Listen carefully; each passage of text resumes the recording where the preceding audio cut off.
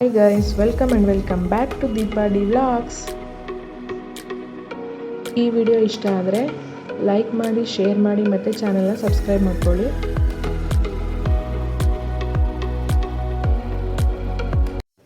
ನಮಸ್ಕಾರ ಸ್ನೇಹಿತರೆ. ಭಾರತದ ಕನಸುಗಳ ನಗರ, ಆರ್ಥಿಕ ರಾಜಧಾನಿ ಮತ್ತು ಎಂದಿಗೂ ನಿದ್ರಿಸದ ನಗರ ಎಂದೇ ಖ್ಯಾತಿ ಪಡೆದಿರುವ ಮುಂಬೈಗೆ ನಿಮ್ಮೆಲ್ಲರಿಗೂ ಸ್ವಾಗತ. ಅರಬ್ಬಿ ಸಮುದ್ರದ ತೀರದಲ್ಲಿ ನೆಲೆಸಿರುವ ಈ ಮಹಾನಗರವು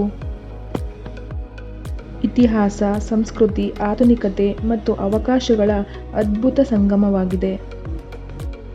ಇವತ್ತು ನಾವು ಭಾರತದ ಹೆಮ್ಮೆಯ ಪ್ರತೀಕಗಳಲ್ಲಿ ಒಂದಾದ ಗೇಟ್ವೇ ಆಫ್ ಇಂಡಿಯಾದ ಬಗ್ಗೆ ತಿಳಿದುಕೊಳ್ಳೋಣ ಬನ್ನಿ.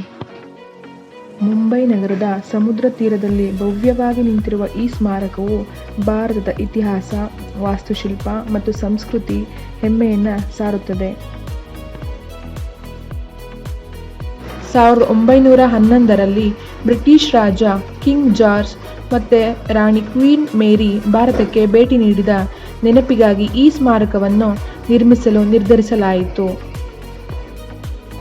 ಈ ಸ್ಮಾರಕದ ಅಡಿಗಲ್ಲನ್ನು 1913ರ ಮಾರ್ಚ್ 31ರಂದು ಇಡಲಾಯಿತು.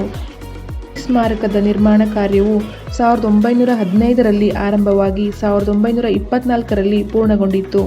ಈ ಸ್ಮಾರಕವನ್ನು ಜಾರ್ಜ್ ವಿಟೆಟ್ ವಿನ್ಯಾಸಗೊಳಿಸಿದರು. ಸ್ಮಾರಕವು ಸುಮಾರು 85 ಅಡಿ ಎತ್ತರವಿದ್ದು ಹಳದಿ ಬಣ್ಣದ ಬಸಾಲ್ಟ್ ಕಲ್ಲು ಮತ್ತು ಕಾಂಕ್ರೀಟ್ನಿಂದ ನಿರ್ಮಿಸಲಾಗಿದೆ. ಇದರ ವಾಸ್ತುಶಿಲ್ಪ ಇಂಡೋ-ಸಾರಾಸೆನಿಕ್ ಶೈಲಿಯಲ್ಲಿದ್ದು, ಬ್ರಿಟಿಷರ ಆಳ್ವಿಕೆಯ ಕಾಲದಲ್ಲಿ ಸಮುದ್ರ ಮಾರ್ಗದಿಂದ ಭಾರತಕ್ಕೆ ಬರುವ ಪ್ರಮುಖ ಅತಿಥಿಗಳನ್ನು ಸ್ವಾಗತಿಸುವ ಪ್ರವೇಶದ್ವಾರವಾಗಿ ಇದನ್ನು ಬಳಸಲಾಗುತ್ತಿತ್ತು. 1948ರ ಫೆಬ್ರವರಿ 28ರಂದು ಭಾರತಕ್ಕೆ ಸ್ವಾತಂತ್ರ್ಯ ದೊರೆತ ನಂತರ ಕೊನೆಯ ಬ್ರಿಟಿಷ್ ಸೈನಿಕರು ಇದೇ ಗೇಟ್ವೇ ಆಫ್ ಇಂಡಿಯಾದ ಮೂಲಕ ಭಾರತವನ್ನು ತೊರೆದರು. ಆದ್ದರಿಂದ ಇದು ಬ್ರಿಟಿಷರ ಆಳ್ವಿಕೆಯ ಅಂತ್ಯದ ಸಂಕೇತವಾಗಿಯೂ ಪ್ರಸಿದ್ಧವಾಗಿದೆ.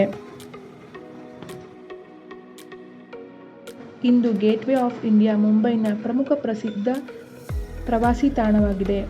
ಇಲ್ಲಿಂದ ಎಲಿಫೆಂಟಾ ದ್ವೀಪಕ್ಕೆ ದೋಣಿ ಸೇವೆಯೂ ಲಭ್ಯವಿದೆ.